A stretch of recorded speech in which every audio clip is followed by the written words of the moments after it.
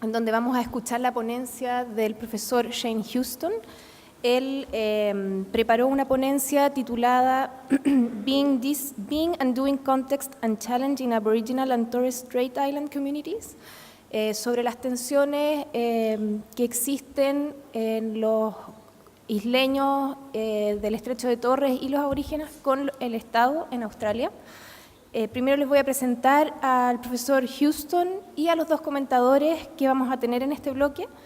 Y les recuerdo también que la modalidad de preguntas al final de las presentaciones, de las vueltas de presentaciones, es que escriban en los papelitos que ustedes recibieron en la carpeta y los recogemos, yo leo las preguntas y el ponencista en este caso responde las preguntas. Shane Houston es un hombre gangulu del centro de Queensland. Él es doctor de la Universidad de Curtin y desde el 2011 es vicerrector adjunto en la Universidad de Sydney. Tiene larguísima trayectoria de trabajo en temas indígenas y gran experiencia en organizaciones controladas por la comunidad aborigen, con vínculos también con el gobierno. Ha trabajado en distintos niveles, en nivel local, estatal y nacional, y en el mundo público y el mundo privado. Por otra parte, tenemos aquí a mi derecha al profesor Claudio Espinosa. Él es doctor en antropología por el CIESAS en México, es especialista en antropología política, con énfasis en relaciones interétnicas, multiculturalismo, poder y Estado. Actualmente él es director de la carrera de antropología en la Universidad Academia de Humanismo Cristiano y coordina el núcleo de estudios étnicos y multiculturales, donde desarrolla investigaciones ligadas a los procesos de reforma del Estado, descentralización y participación electoral indígena. Y a mi izquierda, el profesor Pedro Mejia, licenciado en Antropología Sociocultural de la Universidad de Chile y director del Centro Interdisciplinario en Estudios Interculturales e Indígenas. Se ha especializado en neolingüística y semiología y ha conducido múltiples investigaciones en estas temáticas. Dejamos entonces al profesor Houston con su ponencia y les recuerdo las preguntas al final de los comentarios. Gracias.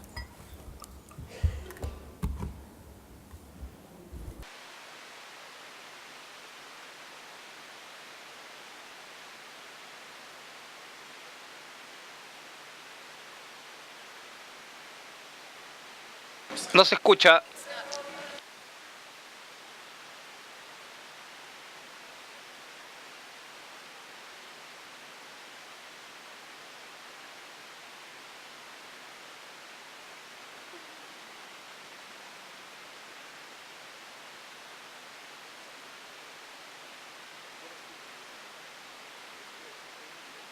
I am learning Spanish, but right now it is not very good. Excuse me for using my English today, okay? Primero que nada, quisiera reconocer a la gente indígena de esta tierra que nos reunimos y agradecerles por el permiso para permitirme venir a su país.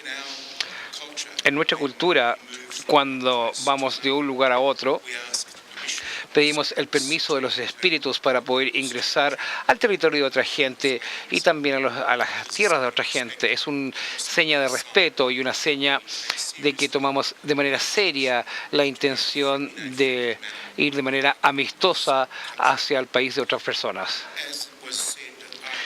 Como he dicho, soy de la parte central de Queensland.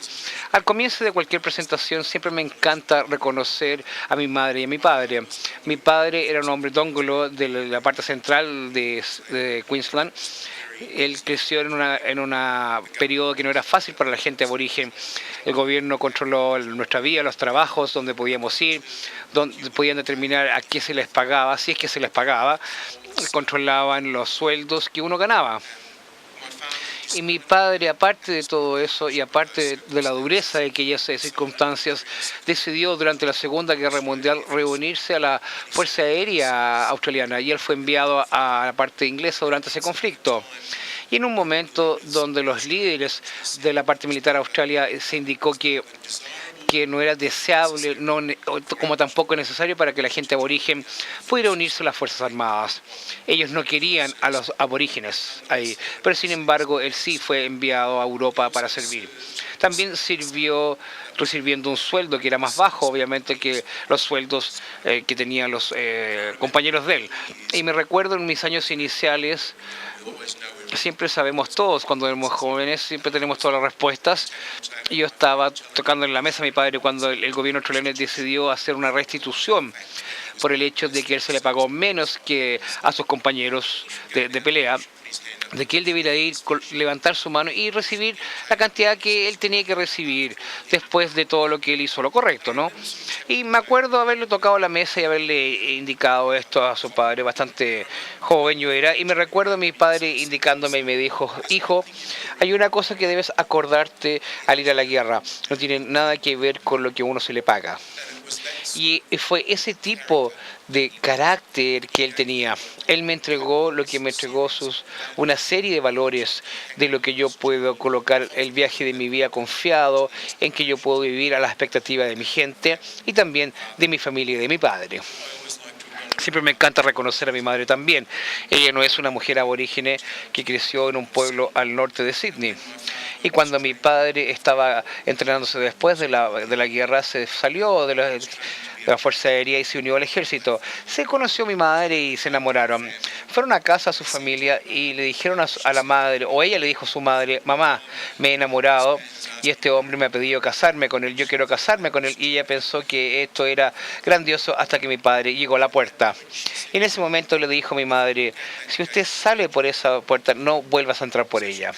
Así que ella hizo sus maletas y se fue. Y se cambió a Mount Morgan, 1200 millas al norte de Newcastle. Se casó en un vestido de novias y pasó con él el resto de la vida viviendo en una familia aborigen y una comunidad aborigen también. Y yo creo que mi madre fue especial, porque yo creo que uno no podía dejar atrás todo lo que uno tenía, todo lo que uno sabía, todo lo que uno confiaba, y ir a vivir una nueva vida, casarse en una comunidad que uno nunca ha visto antes, con gente que nunca ha conocido. Si uno no podía hacerlo si uno no tenía este enorme deseo de esperanza que lo sostendría durante esos momentos difíciles. Y yo creo que mi madre me entregó ese deseo de esperanza. A mí me encanta poder ver el camino al progreso que hemos hecho en vez de simplemente ver los desafíos que aún estamos por confrontar. Indicamos gracias al profesor Meji y a su equipo por la invitación de unirme a este simposio. Cuando primero leí los términos, la propuesta, los estudios interculturales e indígenas, yo estuve emocionado por las cosas de investigación y la calidad de los equipos, pensando bien, y por el entusiasmo que el equipo presentó y tenía. Felicitaciones a usted, profesor, y a su equipo talentoso. Voy a disfrutar el momento que tenemos en conjunto hoy para poder participar y aprender y comprometernos en lo que yo creo va a ser una buena idea en este simposio. En la cena anoche, hablando con nuestros colegas, fue fácil poder encontrar varios temas de interés en la parte indígena con respecto a Chile y Australia. Y realmente espero tener una larga amistad con usted y su equipo y prospectos futuros de cooperación también.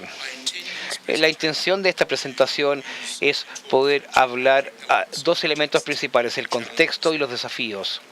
Si puedo colocar mi atención primero al tema del contexto. El contexto es todo en la vida y también aquí. Déjenme darle una breve versión del contexto australiano antes de seguir avanzando. Elementos de la sociedad australiana y sus instituciones deliberadamente o algunas veces sin intención han inhibido o prevenido un mayor entendimiento de la diferencia y la relación a individuos o desarrollo social y económico para aborígenes. De manera efectiva, esto previno la madurez de la conversación de estos dominios importantes, porque estos actores representaron una atención a diferencias y en momentos difíciles en Australia. Un proyecto de racismo nacional, un informe informó que ciertas partes de la población tienen puntos de vista muy racistas, no solamente sobre nosotros, sino de la gente del Asia y del Medio Oriente también. El tema del racismo en Australia sobre esto no es totalmente inesperado. Por ejemplo, 87% pensó que algo bueno que la sociedad pudiera estar compuesto de gente de distintas culturas. 86% concordó que algo debiera hacerse para combatir el racismo. 80% creyó que que ellos no eran prejuiciosos con respecto a otras culturas. Sin embargo, solamente el 78% se sintió seguro cuando estaban con gente de distintas culturas. Resultados a nivel subnacional varía considerablemente en el tema si es que la diversidad sobre la cultura y sus formas podemos unir a la nación. Mostró que el 45% de los residentes de New South Wales creyeron que este era el caso, mientras que el 25% de los residentes del sur de Australia lo creyeron. La encuesta reveló que la nación estaba dividida equitativamente en un 41% cada uno, donde las diversidades culturales, en el fondo, debilitaban, digamos, el espíritu de la nación australiana. Entre 17 y 35% de las respuestas dependía de la jurisdicción, indicaba que tenían puntos de vista antiaborígenes. Más o menos 1 de 10 australianos tenían puntos de vista problemáticos sobre diferencias étnicas. Este grupo cree que cierto racismo obviamente es inferior o superior y creen en la necesidad de mantener a los grupos separados. Yo debo mencionar que el racismo en Australia está enmarcado en términos de intencional y no en actos no intencionales. El racismo a nivel federal está definido como cualquier acto involucrando una distinción, exclusión o preferencia basado en color, raza o origen nacional, que tiene el propósito o efecto de notificar o no reconocer de una persona equitativa de cualquier derecho humano o libertad fundamental en la parte cultural, económica y social o cualquier otra esfera de la vida pública. Menciono esto por dos motivos. Primero que nada, algunos actos de racismo no son sin intención. No tenemos la parte comprensiva o educación combatiendo el racismo en Australia. Es interesante que en mi universidad la gente en algunos momentos indicaba cosas que eran poco informadas o hechas de la ignorancia, y cuando uno toma tiempo para corregirlas indicaban ellos no sabía esto, ahora sí que no lo volveré a mencionar. Segundo, las instituciones australianas todas tienen políticas que se han establecido para servir al bienestar general, percibida como la parte dominante de la población. Generalmente excluye a las gentes isleñas, aborígenes, etcétera, y reúne la institución excluyendo a los aborígenes de una nación o de una sociedad. Muy a menudo es evidente en una acción en la cara de la necesidad. Para ver la diferencia de tener una política pública, incluido la asignación de recursos, puede constituir un acto de racismo institucional. La priorización de necesidades más evidentes en las de las comunidades regularmente es evidente, ya que los políticos y las instituciones buscan capital político de secciones de la parte electoral, obviamente con intereses. El racismo es un hecho o un factor en una persona isleña o aborigen o la relación entre otros australianos. Durante esta presentación yo utilizo la base aborigen cuando me refiero a mi área en mi país. La terminología agrega contexto, obviamente. Cómo nos describimos y cómo describimos a otros es importante. Yo soy un hombre Gangulu, siempre lo seré, siempre voy a hacerlo, como les digo. Soy de mi país, el país Gangulu. Pero los países no es un término utilizado de la manera que muchos australianos lo pueden utilizar, representando la nación. La gente y países aborígenes se definen perteneciendo a una relación espiritual fuerte que reúne la tierra, animales, plantas y la gente, la creación física y otras características del medio ambiente natural a lo largo de un área que es una relación con el país. Todas estas cosas son parte de mi familia, de mi país, y yo tengo obligaciones familiares a cada una de ellas. Mi hermano,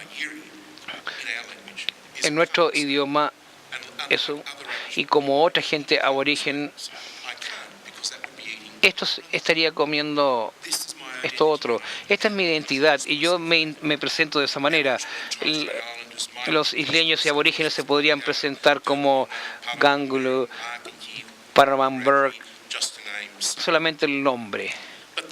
Pero esta manera de poder describirnos no siempre ha sido abiertamente utilizada. Es una práctica que ha resurgido en años recientes después de largos periodos de silencio público. Como una señal, siempre ha sido interesante para mí que los australianos pueden nombrar por lo menos 5 naciones indias americanas, pero no pueden nombrar 5 grupos aborígenes de su propio país. Desde el momento de la llegada de los colonos, un sinnúmero de términos se han utilizado. Investigación temprana sugiere que en el siglo XVIII los colonizadores comenzaron observándonos como nativos, pero al ir agregando más contexto también nos describieron como nosotros nos describimos a nosotros mismos, como por ejemplo Sydney, como Yurek, Garigo, Wangal, Baramagal o Garamageo. Como los colonos al ir avanzando, llegaron a distinguirse entre los nombres que ya sabían y los nuevos que estaban encontrando. De muchas maneras, el interés antropológico de los exploradores iniciales podrían haber influenciado esta tendencia. Y mientras los colonistas o los colonos reconocieron mucho más nuestra parte y el país, los centros coloniales cambiaron a términos más genéricos. Revisiones han mostrado que los nativos se transformaron en la descripción dominante de nosotros por la administración de los colonos. Fue más fácil al principio referirnos a un pequeño grupos culturales, porque eso era todo lo que uno tenía en el punto de vista del mundo. Pero al ir expandiendo esto, ocuparon términos más genéricos y nos transformamos en abógenes ABA. La gente aborigen, incluso entonces, no reflejaban la característica de esta identidad. Fue visto como curiosidades, de ser buscados o negros que pueden ser utilizados para representar lo que debiéramos ser. No es sorprendente que las colonias podrían tomar cada uno de los caracteres de manera correcta. Es interesante cómo estas descripciones generalizadas han tomado un rol en la vida contemporánea. Oficialmente nativo fue el término más comúnmente utilizado después del año 1788 hasta el siglo XX, donde empezaron a incluir el término aborigen relacionados con los nativos. Los aborígenes y los isleños aborígenes empezaron a desafiar el sistema colonial que ocupaban el término aborígenes para describirnos a nosotros. Y ese término ampliamente se quedó con nosotros hasta finales del siglo XX, hasta el año al referéndum del 1967. El referéndum constitucional del año 67 fue importante porque fue el punto de la historia donde llevó un cambio significativo. Este referendo borró las provisiones racistas de nuestra Constitución. Primero, uno que nos excluía el conteo para generar la población australiana y uno que excluía al gobierno federal, generando reglas que fueran relativas a nosotros. Hasta este momento tomaron el rol como protectores de aborígenes, colocándonos en cuarentena de la sociedad de manera económica y política y cultural también.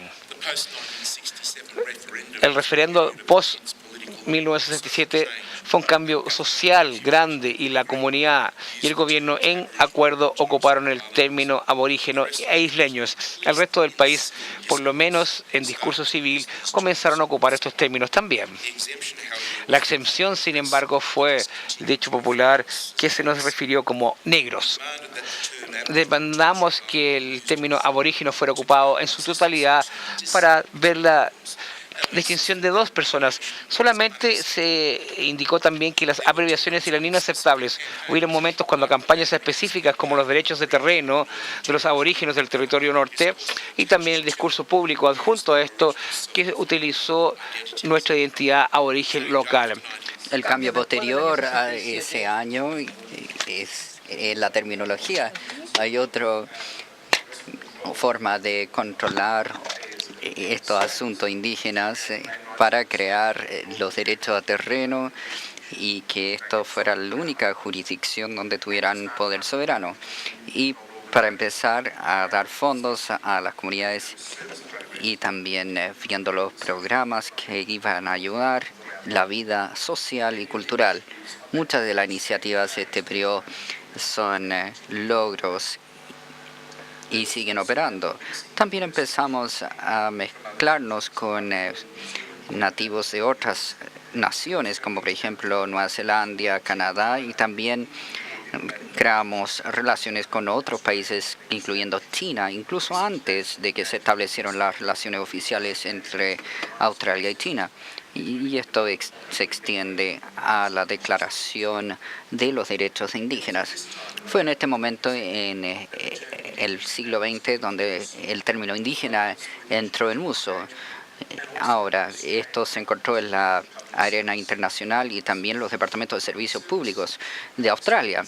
Los oficiales públicos y los funcionarios públicos decían que era innecesario y molestoso utilizar la terminología completa de isleño del estrecho de Torres y pensaron que era inaceptable de no poder abreviar. Querían una forma distinta de describirnos que era más fácil escribir. Y el cambio quedó.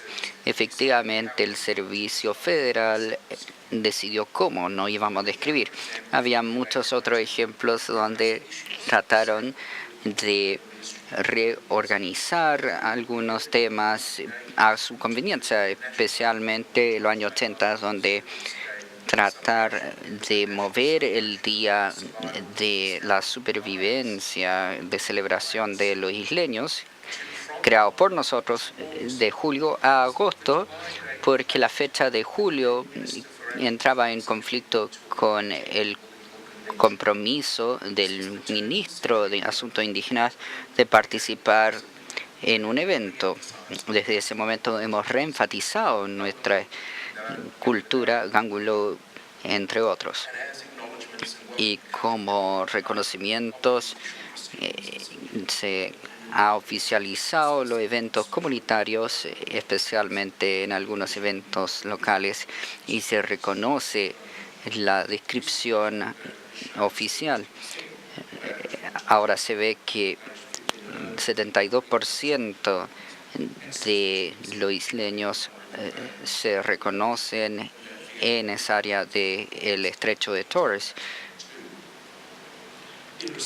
Ahora, con respecto a las situaciones multigenéricas o de multigrupos, tomamos el término de isleño del estrecho de Torres debido al efecto del referendo y también como un término que se escogió democráticamente por nosotros.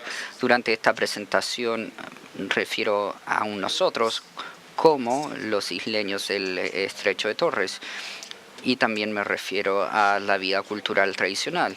La colonización del continente se inició por los británicos en 1778 y se estimaba que había 1 millón de personas isleñas agrupadas en 500 colectivos. El colectivo como concepto también ha cambiado bastante en su descripción a través de los años. A nivel macro, tribus se utilizó para describir la diferencia en un término geográfico. El uso de tribus cambió. El término tribu fue impuesto también con la palabra nación. Ahora clan o grupo de piel fue reemplazado por familia o comunidad. Pero esto es más así en el sudeste de Australia, donde hay un mayor impacto de colonización y tenemos una mayor influencia en nuestra cultura. También se utiliza el término grupo de piel en áreas donde la cultura indígena está bajo ataque. Estos descriptores merecen reflexión. Se utilizó hasta después nationhood o pertenecer a una nación.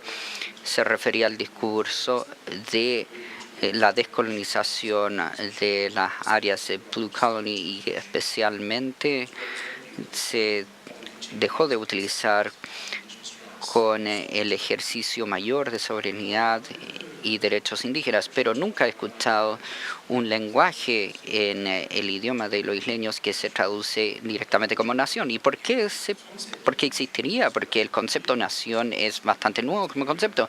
Ha estado como concepto por 300 años y en nuestra cultura y nuestra relación con nuestro país y entre nosotros tiene más de 60.000 años. Ciertamente el estado de los lenguajes de los isleños significa que si hay una traducción directa quizás se perdió bajo un uso común.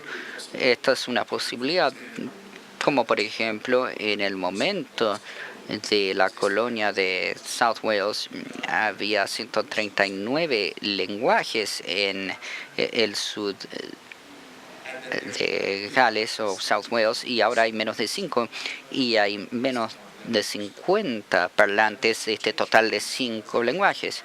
La protección y revitalización de los lenguajes es una prioridad y como en el caso de Nueva Zelanda se presentaron nuevas palabras indígenas que incluyen la bastardización de palabras inglesas.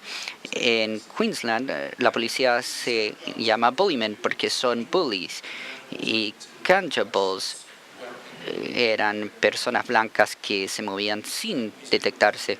Creo que en Nueva Zelanda tiene una comisión de lenguaje que gestiona la introducción de nuevas palabras en el idioma de Maori de una forma más estructurada comparado a lo que existe en Australia.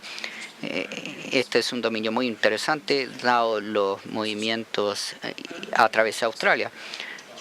Más de 25% de los isleños viven en el país o en la área de agricultura y esto significa que ellos viven en el campo. La mayor parte de la población en el campo fue limitada por la decisión del gobierno que limitaba los fondos y viviendas. De esta forma los colocada más cerca de los centros regionales. Hay variaciones significativas entre algunas jurisdicciones. En el territorio del norte, los isleños son más de 32% de todos los residentes, pero en Tasmania los aborígenes representan menos de la mitad de 1% de la población. New South Wales tiene la mayor cantidad de isleños, 140.000. Sydney, la capital de New South Wales, tiene una población de aborígenes de 100.000. Es cierto que hay algunos isleños aborígenes que fueron desconectados de los colectivos debido a las políticas de gobierno. Esto queda patente en la distribución poblacional. A través de los grandes centros de poblaciones se ha padecido de una afrenta a la cultura aborígene. Por ejemplo, el didgeridoo es un instrumento del norte de Australia, pero se ha utilizado como manifestación de distinción por los isleños a través del país. De igual forma, algunos estilos de forma, arte, danza se adoptó, hasta algunos elementos no indígenas se tomaron, transformaron e incorporaron en el movimiento panaborígene. El Bangara de Sydney, que es el tema y teatro de baile más importante, fue llevado y liderado por una mujer negra de Estados Unidos, incorporando bailes tradicionales y con baile moderno. El crecimiento Bangara ha rejuvenecido los espíritus de los isleños y ha producido una danza y teatro muy importante que es único, que llena el espacio con algunas perspectivas de aborígenes y no aborígenes, que todo se considera bajo la rúbrica de control del Consejo de Aborígenes. El discurso público no se ha enmarcado por estos tipos de desarrollos. Hemos visto ahora, sin embargo, a pesar de estos desarrollos, el discurso público no ha sido marcado por ellos. El panaboriginalismo ha tenido su oposición y han querido realmente perjudicar estos programas. Había una teleserie australiana que se llamaba Kingswood Country, que está nombrado en honor a uno de los condados de Australia. La connotación era que era de el medio Australia o el centro de Australia, y Neville era un personaje del programa, no era una persona que tomaba un rol distinto cada semana. Él realmente era una estatua, era un negro que mantenía una lanza y estaba en taparrabos. Esa estatua representaba el pensamiento del promedio de Australia de que era un aborigen, y este era justo en el medio del tiempo del auge del movimiento de aborígenes. La teleserie realmente descontaba y no tomaba en cuenta el activismo político de los panaborígenes. Y después saltamos a mediados de los 90 y un grupo de académicos liderado por el profesor Blaney persistentemente y agresivamente atacaba lo que ellos llamaban la visión negra de la historia. En su visión, la política e historia de Australia fue capturado por la izquierda de Australia, y los blancos de Blaney eran las personas que no se parecían a Neville. Blaney también estaba en contra del multiculturalismo, y lo que más era preocupante es que Blaney era influyente sobre el primer ministro de ese momento. Las visiones de Blaney pintaban la forma de que se pidió disculpas de la generación perdida de Australia cuando se tomaron los niños de familias aborígenes y se encarcelaban y padecieron de abusos. Y él pensó que era otra táctica de la izquierda. El quitar los niños de sus padres era para su bien, según Blaney. Y si extendemos su lógica, el abuso sexual que padecieron también era para su bien. Él rechazaba la idea de una disculpa. Ahora, quería editar los textos históricos diciendo que eran relatos ficticios. Hay ciertas afirmaciones y que se esperaba de estos periodos históricos. Por ejemplo, el quitar los niños de sus padres realmente era algo que perjudicó a los aborígenes, y esto fue investigado por una comisión y un ministro en visita. El informe que crearon tenía cientos de páginas acerca de las consecuencias de este periodo de historia de Australia, y fue algo muy doloroso para todo el país. En el año 2000, el primer ministro John Howard rechazó el llamado de millones de australianos energizados por una década de reconciliación. Rechazó la llamada acción que iba a reconocer ese periodo de historia creado sobre nuestros logros, y que era nuestra responsabilidad velar por el futuro. Saltamos unos años nuevamente. Hay figuras predominantes en Australia que acusaba a los aborígenes blancos de no ser aborígenes realmente, y que ellos no estaban bajo el concepto de cómo debería parecerse un aborigen, y por lo tanto no eran verdaderos aborígenes. Entonces, ¿cómo se gestiona este contexto en Australia? Hoy día voy a tratar de utilizar los 4 años de trabajo que he tenido de experiencia en asuntos indígenas para gestionar este contexto. Esto va a ser un contexto resumido porque el estado actual de Australia es muy complejo, y para realmente estudiarlo se necesita una presentación seria explorando las distintas caras de una relación compleja.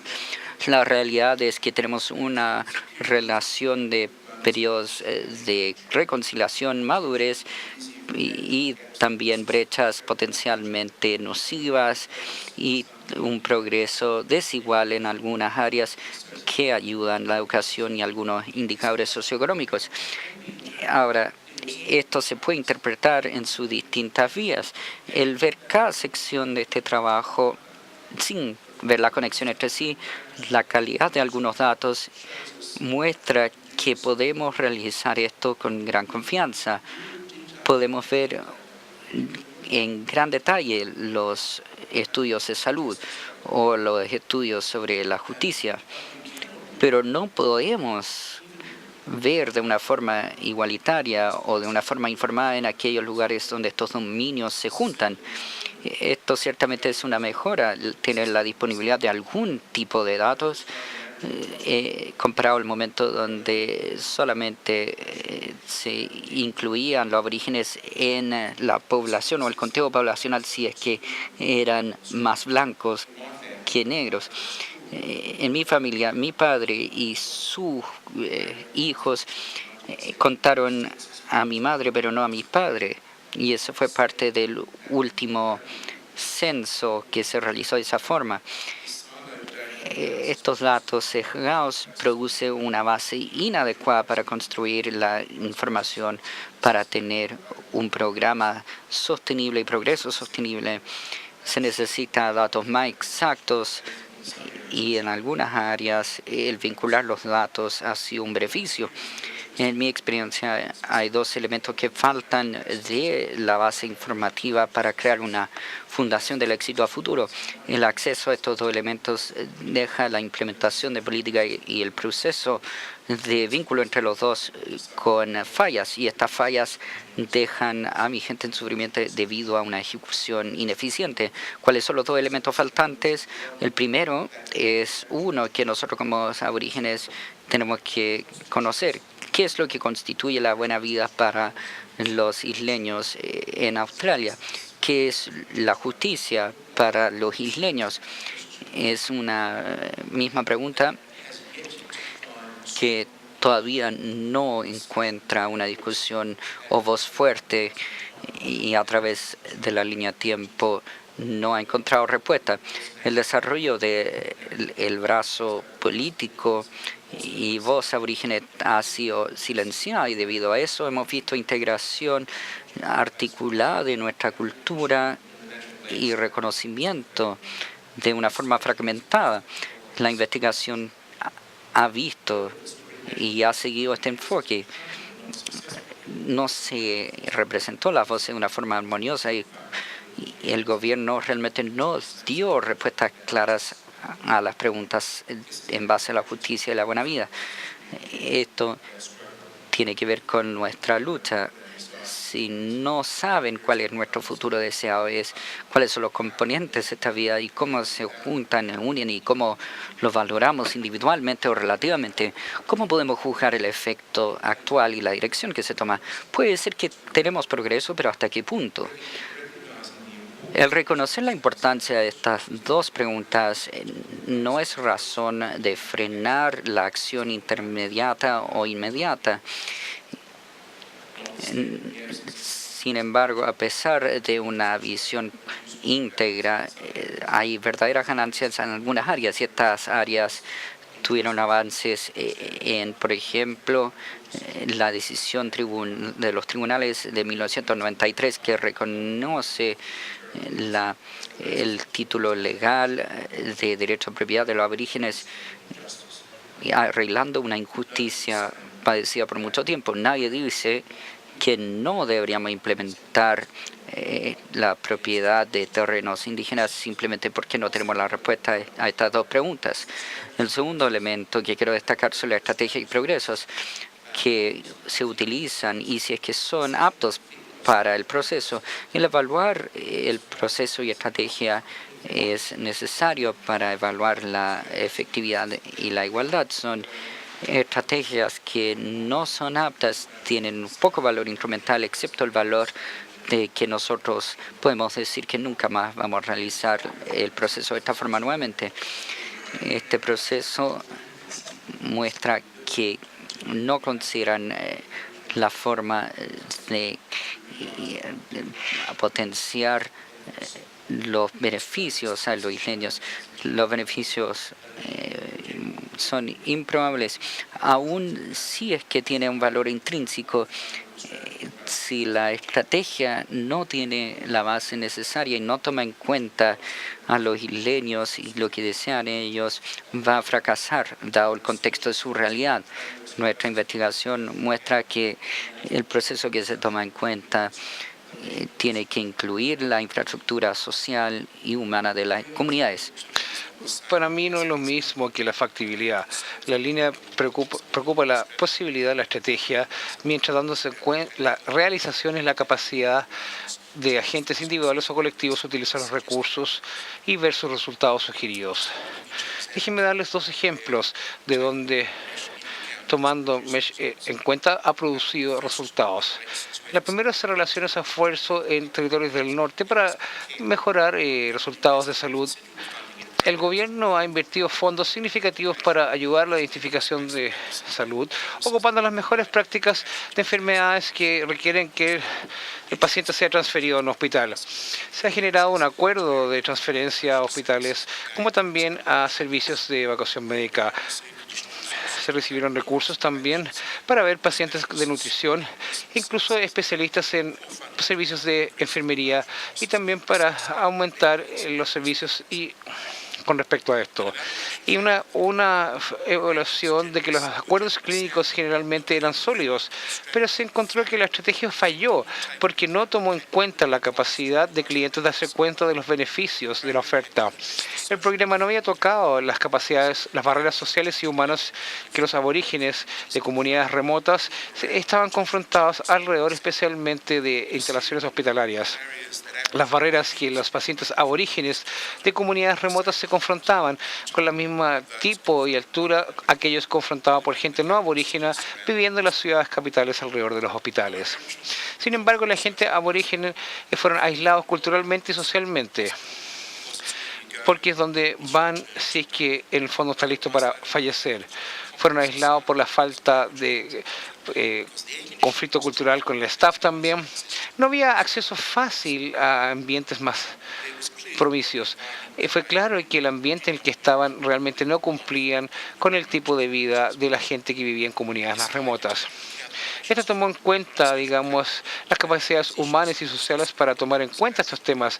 Un sinnúmero de gente aborígene tomaron su propio punto. Se salían del programa antes de lograr el resultado deseado. El gobierno les costó $32 millones bajo el periodo de revisión de 3 años. El otro ejemplo que quiero compartir con ustedes sobre capacidades MESH viene de Perth y está al otro lado del éxito.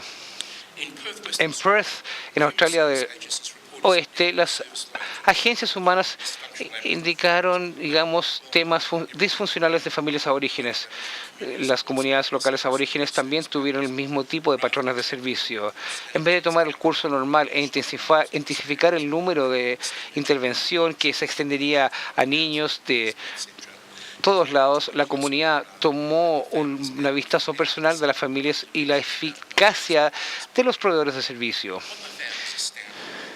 Lo que se encontró fue increíble. Una de las familias ya tenía 3 niños que eran de padres que tenían grandes problemas de droga y también comportamiento antisocial. Los 3 hijos fueron colocados con los abuelos. Ambos abuelos estaban enfermos. Uno tenía diabetes y el otro tenía enfermedades renales crónicas. Ninguno de los abuelos había terminado la secundaria. Estaban desempleados o pensiones muy bajas. Los padres finalmente fueron echados de sus casas, así que se cambiaron a la casa de los abuelos, siguiendo los protocolos establecidos. La investigación encontró que esta familia, los 7 ahora viviendo en una pieza, en una casa de 3 habitaciones, tenían 237 reuniones en un año con servicios humanos, con 41 distintos agencias de servicios humanos. Ninguna de ellas colaboraba con la comunidad o entre sí ellos mismos. Adicionalmente, la poca capacidad de las agencias gubernamentales poder hacerlo bien. La investigación encontró que la familia no era capaz de manejar las demandas actuales del ambiente actual, como también de las agencias para poder generar un cambio.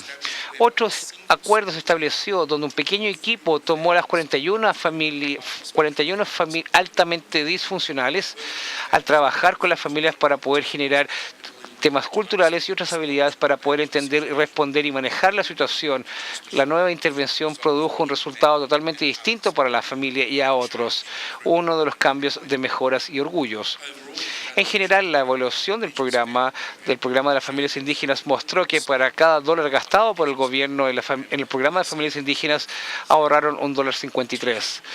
Una atención para cumplir con las capacidades de infraestructura también fue asociado con resultados buenos y también se ha ignorado también asociado con los resultados malos. Por lo tanto, esto me trae al punto, supongo yo, que sobre el título de la presentación. La primera de estas, creo que toqué esto. El primer tema relacionado a esto toca el tema de cuál es la buena vida para la gente isleña y aborigen para ahora y el futuro. La segunda cosa esencial es la noción de marcos de trabajos y estrategias que están hechos calzados para fortalecer nuestra capacidad para hacer cosas que son necesarias para que nosotros seamos quienes somos. Y como he indicado al principio de esta presentación, estos dos puntos están totalmente conectados. Déjenme darles un ejemplo de lo que quiero decir. El escenario A podría ofrecer beneficios potenciales a reducir la desventaja económica de las comunidades, pero viene el costo de las desventajas también con el tema cultural. El gobierno dice que el mejor resultado de acuerdo al juicio de ellos, pero las comunidades están inseguras con los méritos percibidos, sean aceptables con respecto al escenario de contribución hacia la capacidad para poder vivir la vida que tenían para valorizar. Hacer lo que es lo correcto involucra claridad sobre lo que constituye una buena vida para los aborígenes, como es la justicia finalmente, y la capacidad de determinar el marco de trabajo y estrategias en qué tipo de implementación va a entregar los mejores resultados. Para poder unir ambas cosas, digamos, a no poder unir ambas cosas, sí, finalmente va a generar la experiencia en Australia donde la gente, sin obtener el beneficio de las oportunidades que estos programas en el fondo están puestos. Déjeme concluir al decir esto. Hay un mensaje bastante directo en esta presentación. Aparte de la historia del maltrato, abuso y racismo, la gente isleña y aborigen y su identidad no solamente ha sobrevivido, se ha impulsado, es una entidad viviente y la gente que tiene una manera que se ha mantenido la fe y con respecto a la poca sensibilidad cultural existente. Hay una realidad que debe ser aceptada acá, sea mi comunidad o las comunidades van a algún lado, pero hay una idea para crear derechos para que ambas nociones puedan estar haciendo y puedan traer eso para traer los beneficios y mejorar las circunstancias para la gente isleña y aborigen. Estando claro lo que significa ser isleño aborigen, ¿qué es una buena vida para ellos? ¿Qué es justicia para esto, gente? Es un elemento esencial, obviamente, de esto. Al asegurar claridad sobre las cosas que requieren hacerse, afectado este concepto para estar en el área, el marco de trabajo y estrategia cultural y socioeconómica es la capacidad de poder sobrevivir durante otros 50.000 años. Pero pensando en actuar y viendo las capacidades infraestructurales MESH en nuestras comunidades aborígenes, nosotros vamos a seguir contribuyendo a los resultados para la gente aborigen que se da cuenta de los beneficios potenciales de los propios esfuerzos y las políticas y recursos y oportunidades que están ahí.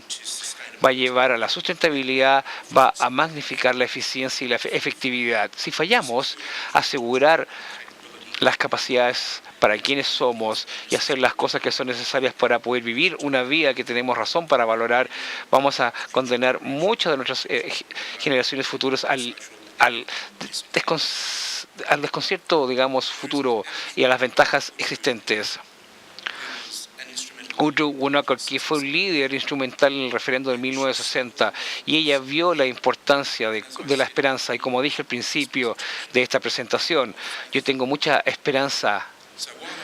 Así que lo que yo creo que he pintado la imagen de la realidad australiana, quiero dejar a ustedes con el mejor ejemplo de Udru. Ella escribió un poema a un hijo llamado Dennis. Dennis era un activista radical del año 70. Él advocaba por la insurrección contra el Estado australiano. Él era así de radical. Y su madre, Woodrow, trató de calmarlo al escribir este poema. Y ella le dijo esto: Hijo mío, tus problemas están dolidos también por la línea. Tu piel negra es blanda, es suave y también brillante. ¿Qué te puedo decir, hijo mío? Te puedo decir que el odio, te puedo contar los crímenes que se ya ha llevado a cabo, todo lo que es la matanza, hijo mío. Pero te voy a contar, hijo, que cuando las vidas son blancas y negras y después los hombres también se combinan, yo te diría, hijo mío, muchas gracias.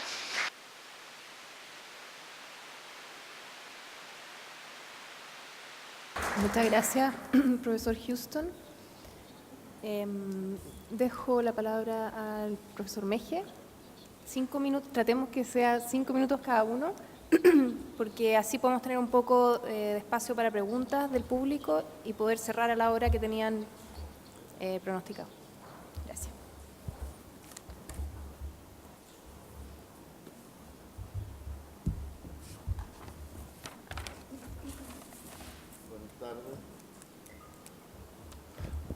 Buenas tardes. Vamos a intentar, dentro de la compleja y polifónica exposición del profesor Shane, de instalar algunas cuestiones. Primero, una reflexión nostálgica. Para todos los antropólogos, el Estrecho de Torres no es cualquier lugar, ¿no?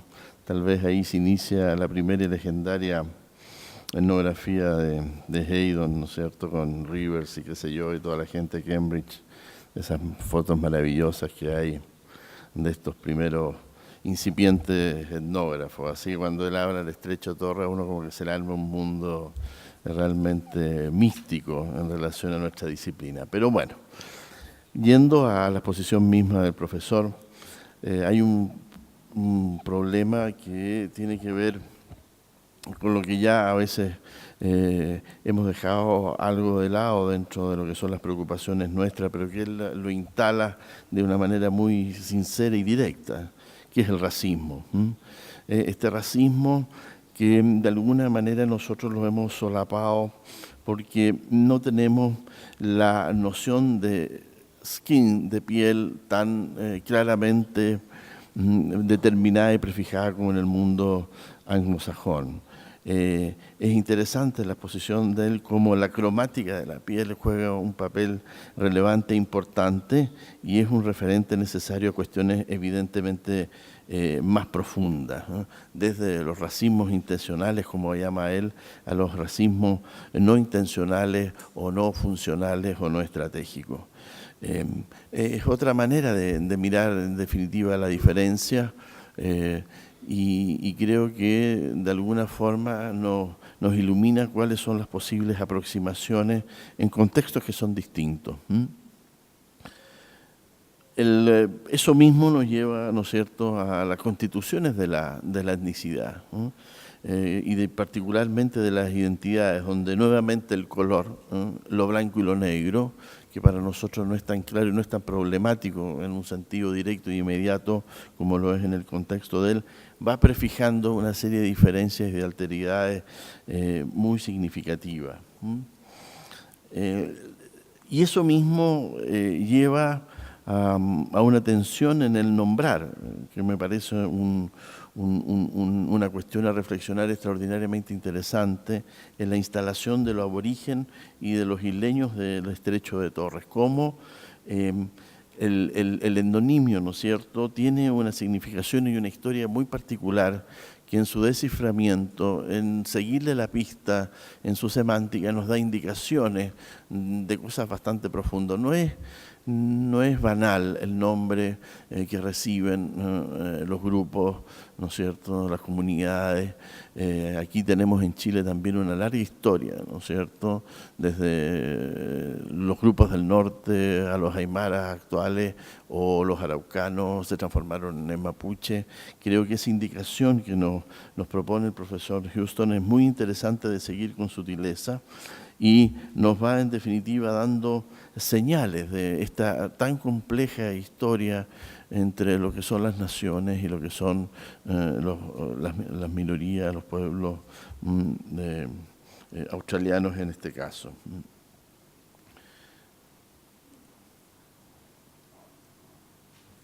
Bueno, la intervención, ¿no es cierto?, de la instalación y en ese sentido la mirada optimista del profesor Houston en relación a las complejidades, pero también a los enormes avances. Y desde un punto de vista que intentamos nosotros también rescatar, desde la experiencia misma de él como persona que vivió un proceso de gran dinámica, de discriminación, pero de progresiva instalación y de recuperación de ciertos derechos, que supone una historia muy compleja y muy densa. Pero está cruzado, en definitiva, por una mirada de la esperanza, que me parece rescatable y muy propositiva a partir de precisamente su propia experiencia como persona. Creo que la pregunta de cuál es la calidad, ¿no es cierto?, o lo que busca, cuál es ¿qué busca en definitiva? Lo que podríamos llamar, ¿qué establece la calidad de vida o el deseo de vivir de una manera determinada de un pueblo, ¿no es cierto? Es una pregunta que se está construyendo y reconstruyendo continuamente. No es fácil determinarla, y en esa intención de satisfacer ese deseo hay una necesidad de entender, de conocer y de poder de alguna manera no ponerse en el lugar del otro, que es una pretensión absurda, pero sí llegar a comunicar esos verdaderos valores en relación a lo que son esas otras formas de vida. La experiencia con su padre nos habla en definitiva de una manera muy particular y especial, de formas de lo que podríamos llamar calidad de vida muy particulares y propias de ese mundo. Gracias.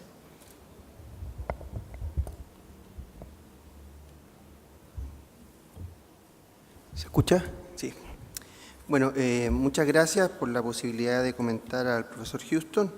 Agradecer la presentación de él, porque a quienes somos profundamente ignorantes de estas áreas del mundo, digamos, nos ayuda un poco a ser menos ignorantes respecto a los procesos que están sucediendo por esos lados.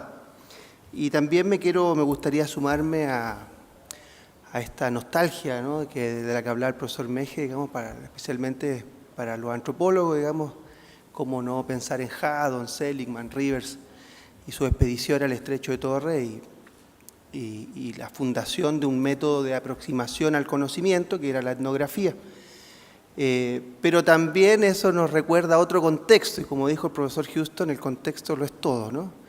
Y era un contexto de colonialismo, ¿no? Un contexto colonial que a mí me parece, y que para poder situar la presentación del profesor Houston en un contexto comparado fundamentalmente con Latinoamérica, es absolutamente relevante considerar este contexto de colonialismo.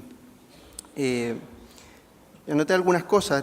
Lo primero es que tanto en Australia como en Latinoamérica se observa un contexto, un escenario contemporáneo de enorme complejidad. Hay múltiples actores en relaciones y la mayoría de las veces en competencia que se relaciona más o menos con el control de ciertos recursos, ¿no? Por lo general, en estos escenarios donde hay actores que señalan tener derechos ancestrales sobre dichos recursos, es donde surge el multiculturalismo, ¿no? Allí donde hay poblaciones indígenas que dicen ser propietarios ancestrales de ciertos territorios, es allí donde aparece la política multicultural. Luego se trata de actores que en este afán por posicionar sus demandas y reivindicaciones recurren a diversas estrategias que están a su alcance. La mayoría de las veces politizando la cultura y tratando de culturizar la política. se reinventan pasados, se refuerzan identidades, se reafirman particularismos, esencializa o instrumentaliza la identidad, etc. Sin embargo, después de años de multiculturalismo, al menos en América Latina, 20 años de multiculturalismo con matices, multiculturalismos a la latinoamericana, etc., aparece un problema, que es que el multiculturalismo tiene un límite bastante claro. Tiene su límite allí donde se topa con el neoliberalismo.